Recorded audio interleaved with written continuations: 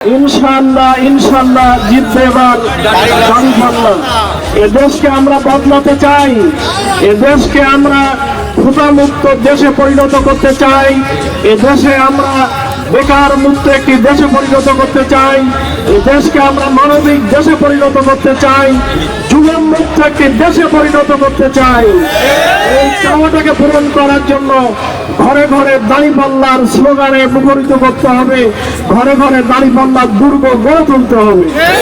সম্মানিত ভাইরা আমার, এলাকায় মানুষের ভিতরে যে জাগরণ আমরা লক্ষ্য করছি, গোটা বাংলাদেশে যে জাগরণ শুরু হয়েছে, এই জাগরণ আলহামদুলিল্লাহ প্রমাণ করছে এবং আমাদেরকে ডাক দিচ্ছে। আগামী সংসদ হবে দাঁড়িপাল্লার সংসদ, সংসদ হবে দলদলীয় জোটের সংসদ, আগামী সংসদ হবে ন্যায় এবং ইনসাফের সংসদ, আগামী সংসদ হবে আল কোরআনের সংসদ। অতএব নতুন বাংলাদেশ গড়ার জন্য আমরা শপথ গ্রহণ করেছি, আমরা দুর্নীতি করব না এবং দুর্নীতি হতে দেব না, আমরা জুলুম করব না এবং জুলুমবাজদের আমরা এখানে আস্তানা ভেঙে চুরমার করে দেব। অতএব এখানে শান্তি নিয়ে, শৃঙ্খলা নিয়ে, জাতি ধর্ম বর্ণ নির্বিশেষে আমরা সকলেই সোনার দেশ আমরা করতে চাই।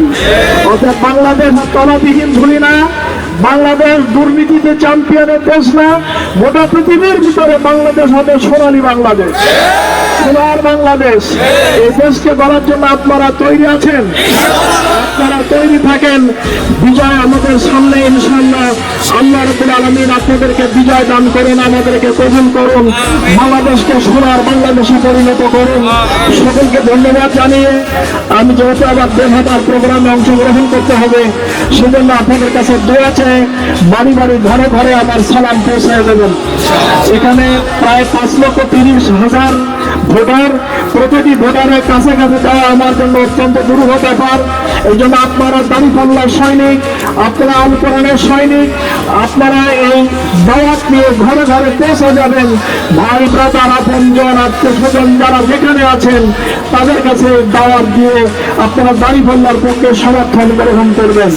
রব্বুল আলামিন আমাদেরকে তৌফিক দান করুন, রব্বুল আলামিন আমাদেরকে কবুল করুন, রব্বুল আলামিন আমাদেরকে বিজয় দান করুন। আমাদের সকলকে অনেক ধন্যবাদ জানিয়ে আমার সংক্ষিপ্ত কথা এখানে শেষ করছি।